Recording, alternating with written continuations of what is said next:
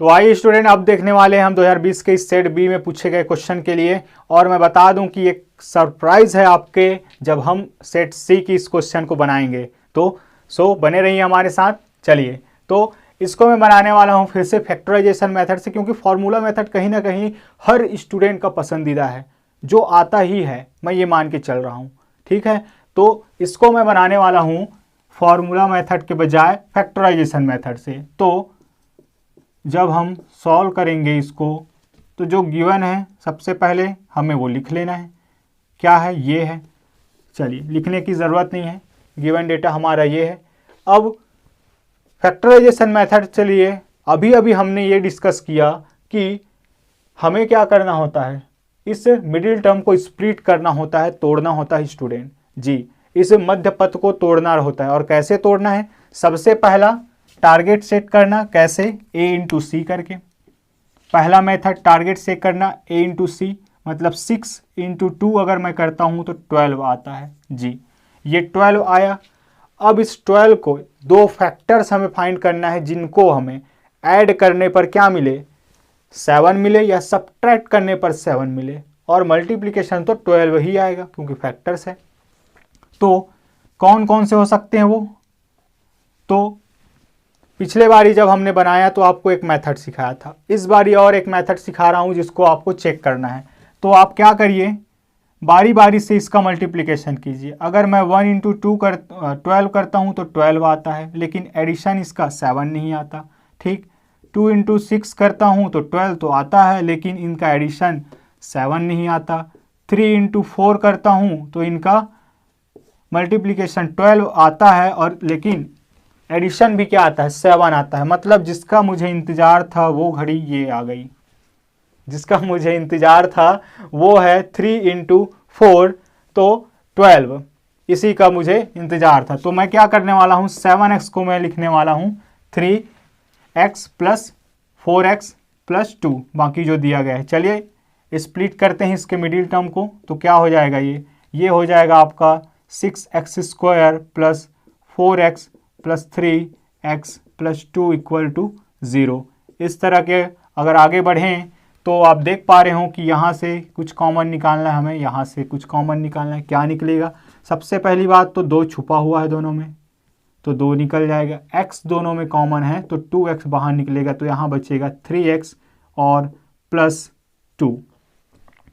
Next यहाँ बचेगा आपके पास कुछ नहीं है, 1, तो 3x प्लस 2। चलिए आगे बढ़ते हैं। फिर से ये एक टर्म, ये एक टर्म, ये 1 है। यहाँ से 3x प्लस 2 कॉमन निकल जाएगा इन दोनों से, तो अंदर बचेगा यहाँ 2x और यहाँ बचेगा प्लस 1 इक्वल टू 0। अब बारी बारी से दोनों को इक्वल की 0 रखना है। तो सबसे पहले मैं 3x प्लस 2 की अगर मैं बात करता हूँ तो कितना आएगा?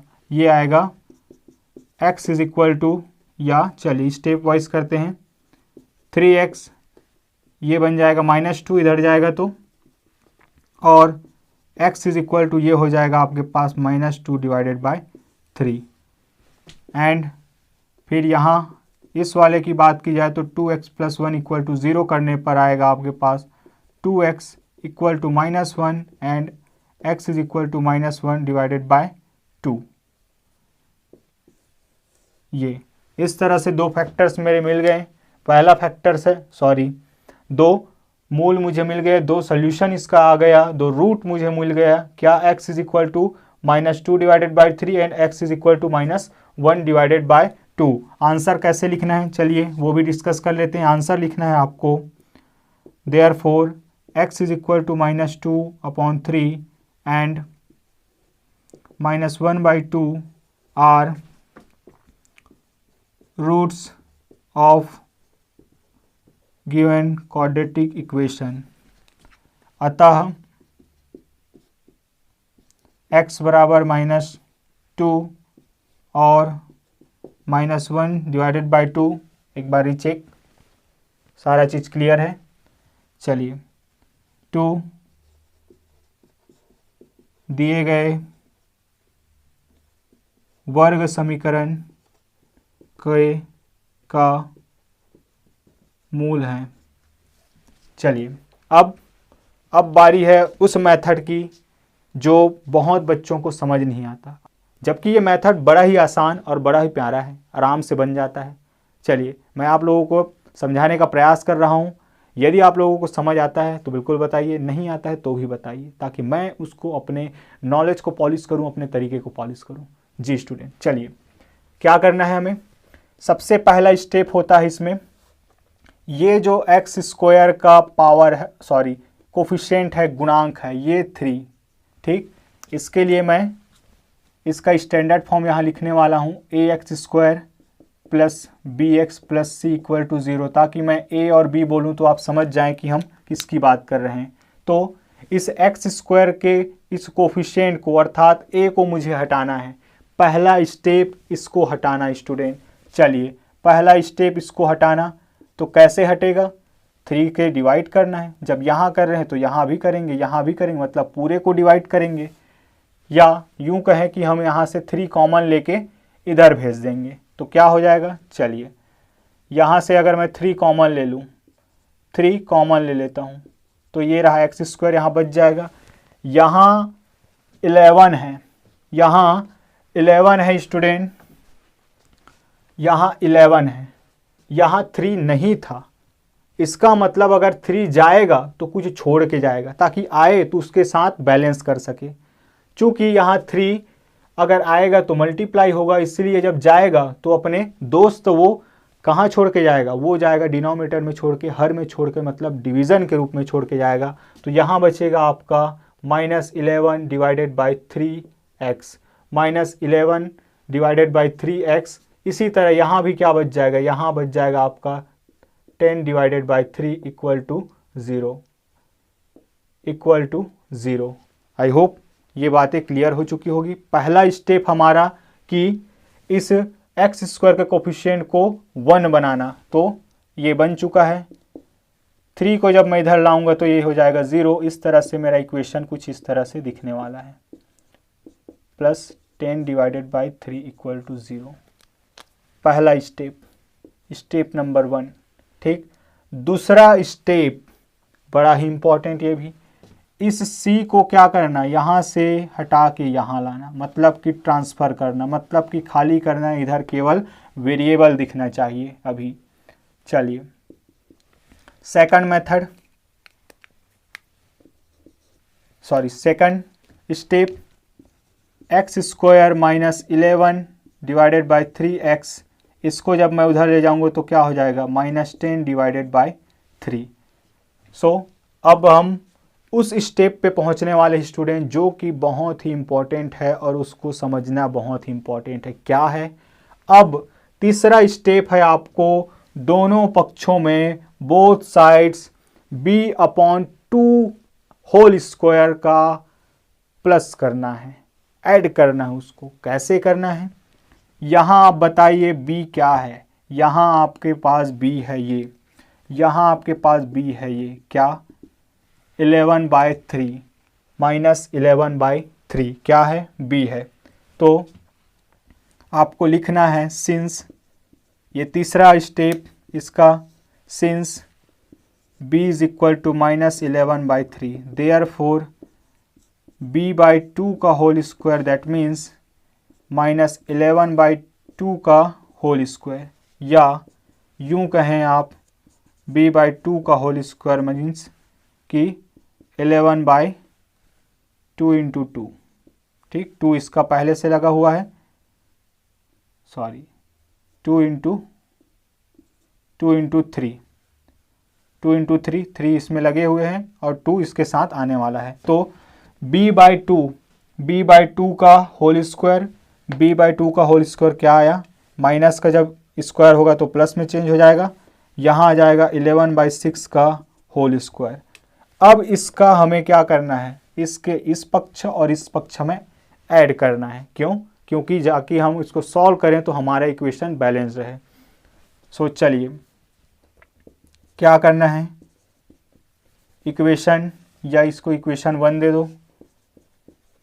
समीकरण 1 के दोनों पक्षों में b/2 का होल स्क्वायर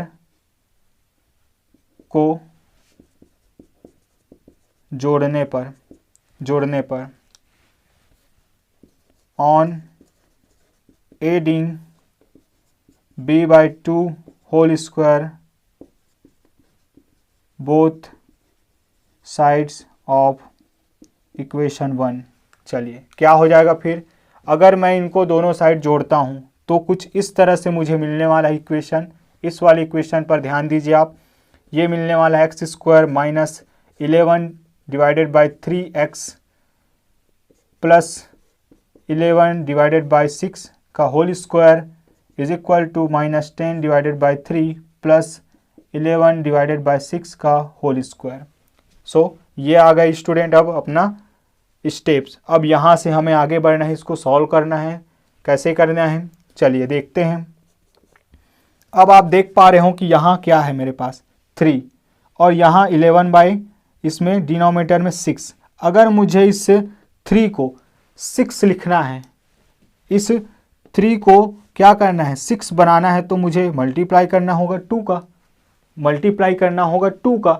अब जब मैं यहाँ मल्टीप्लाई किया हूँ तो यहाँ जब डिवीज़न में मैंने मल्टीप्लाई किया है तो उसको बैलेंस करने के लिए कहाँ करना पड़ेगा, उसके ऊपर, अर्थात जब मैंने डिनोमिनेटर में मल्टीप्लाई 2 किया है तो न्यूमरेटर में भी मुझे मल्टीप्लाई 2 करना पड़ेगा, ताकि ये दोनों आपस में कैंसिल होके इस इक्वेशन की जो बैलेंस बनाए रखे इसको। चलिए स्टूडेंट, सो अगला मेरा क्या हो जाएगा, ये इस तरह से ये हो जाएगा x स्क्वायर माइनस, ध्यान से देखिएगा 2 इंटू 11/6 x प्लस 11/6 का होल स्क्वायर। इधर आप सॉल्व कर लेंगे 10 डिवाइडेड बाई 3 प्लस ये हो जाएगा 121 डिवाइडेड बाई 36। मैं एक बार फिर से रिपीट कर रहा हूँ इस स्टेप को। हमने क्या किया, हमने यहाँ देखा 11/6 है और यहाँ 3 है 11/3। अगर मुझे इस 3 को 6 बनाना है और 3 है यहाँ डिनोमिनेटर हर में, तो मैंने क्या किया, इस हर में 2 का मल्टीप्लिकेशन। जब कभी भी जब मैंने करना है हर में तो अंश में भी करना पड़ेगा मल्टीप्लिकेशन, ताकि दोनों बैलेंस रहे। चलिए जब मैं आगे अब इसको रीअरेंज करके लिखता हूँ तो इस तरह के कुछ आपको इक्वेशन मिलने वाला है स्टूडेंट। बस अब थोड़ी ही दूर में ये क्लियर हो जाएगा कि ये कैसा किस तरह का इक्वेशन बनने वाला है। अब आप देख पा रहे हो तो ये मेरा एक फॉर्मूले के रूप में आ चुका है। कौन सा फॉर्मूला, a का square minus 2ab plus b का स्क्वायर। कौन सा, a square minus 2ab plus b square. जी हाँ, बस अब इसको हम कन्वर्ट कर देंगे उस फॉर्मूले की हेल्प से एक छोटा रूप में। कैसे लिख सकते हैं इसको, चलिए इसको मैं लिख सकता हूँ x माइनस 11/6 का होल स्क्वायर। ये कैसे आया सर, तो ये इस तरह से आया। चलिए अभी बताता हूँ 120 या चलिए इसको हम यहाँ पे देखने वाले हैं, यहाँ का जगह मैं ले लेता हूँ। तो ये कैसे आने वाला है, चूँकि हमें पता है a माइनस बी का होल स्क्वायर होता है आपका a स्क्वायर plus 2ab minus 2ab plus b square. a minus b का होल स्क्वायर होता है a square minus 2ab plus b square. तो क्या मैं इस रूप को इस रूप में नहीं लिख सकता, बिल्कुल लिख सकते हैं। जब इसको ऐसे ओपन किया जा सकता है तो इसको ऐसे क्लोज भी किया जा सकता है स्टूडेंट। तो आप देख रहे हो कि ये वाला जो स्टेप है, ये वाला जो मेरा साइड है वो कैसा दिख रहा है, इस वाले फॉर्म में। तो मैं इस वाले फॉर्म में इसको लिखने वाला हूँ। तो यहाँ a की अगर मैं बात करूँ तो a कौन है, x है और b है आपका ये 11/6। सो यहाँ से क्या हो जाएगा, ये यहाँ से हो जाएगा ये x माइनस 11/6 का होल स्क्वायर इस तरह से अगर मैं इसको सॉल्व करता हूँ तो 36 और 3 इसका एलसीएम आएगा 36, क्योंकि 3 के टेबल में 36 आता है। चलिए अब 36 को अगर मैं 3 से डिवाइड करता हूँ तो 12, और 12 इंटू -10 हो जाएगा -120, प्लस अगर 36 को मैं 36 से डिवाइड करता हूँ तो हो जाएगा आपका 1, और यहाँ आ जाएगा 121। दोनों को अगर मैं ऐड करता हूँ तो आ जाएगा आपके पास x minus 11 divided by 6 whole square, यहाँ से 1 डिवाइडेड बाय 36। ये जब स्क्वायर है हट के जब इधर जाएगा तो क्या हो जाएगा, स्क्वायर रूट लग जाएगा, उधर स्क्वायर रूट लग जाएगा तो क्या होगा 1/36, या इसी को आप लिख सकते हैं +-1/6, क्योंकि 1 का स्क्वायर रूट 1 और 36 का स्क्वायर रूट 6। अब आपके पास है स्टूडेंट ये रिलेशन कि x minus 11 divided by 6 equal to +-1/6। अब इसके आगे क्या करना है, एक बार हमें लेना है प्लस, एक बार लेना है हमें माइनस, और प्लस और माइनस जब हम लेंगे तो पहला अगर मैं पॉजिटिव अर्थात प्लस की तरफ जाऊं तो x minus 11 divided by 6 is equal to 1/6, x is equal to 1/6 11/6। इस तरह से x इज इक्वल टू, दोनों का एलसीएम होगा 6 और 11 + 1 हो जाएगा आपका 12 डिवाइडेड बाय 6, तो ये हो जाएगा आपका x इज इक्वल टू 2। पहला answer x is equal to 2। Next second number पे मैं रखने वाला हूँ माइनस। अगर मैं माइनस रखता हूँ, ये पहला स्टेप, ये दूसरा स्टेप, अगर मैं माइनस रखता हूँ यहाँ तो हो जाएगा x minus 11 divided by 6 is equal to -1/6। इस तरह से मैं कह सकता हूँ कि x is equal to -1/6 plus 11 divided by 6। दोनों का एलसीएम आएगा आपका 6, ये रहा दोनों का एलसीएम 6, यहाँ -1 प्लस 11 इक्वल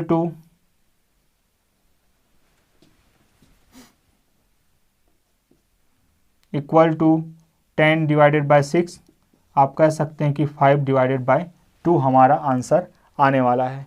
ये रहे आंसर्स, और ये दो आंसर है स्टूडेंट। अब आपने दोनों और तीनों मेथड सीख लिया है कैसे आपको सॉल्व करना है। आपको जो अच्छा लगे, जिसको आप उससे बनाने वाले हैं, लेकिन हमारा मानना है कि आप तीनों मेथड ज़रूर सीखिए। अगर टाइम कम है तो आप दांव लगाइए फैक्टराइजेशन मेथड और फॉर्मूला मेथड, जो कि आपका सदाबहार रहने वाला है, हमेशा एवरग्रीन। चलिए आगे बढ़ने वाले हैं स्टूडेंट। अब हम देखने वाले हैं 2019 और 18 में पूछे गए 3 मार्क्स के क्वेश्चन की ओर, लेकिन चूंकि ये लंबा होने वाला है वीडियो, इसीलिए हम मिलेंगे नेक्स्ट वीडियो में। तब तक के लिए बाय बाय, ख्याल रखिएगा अपना। जय हिंद।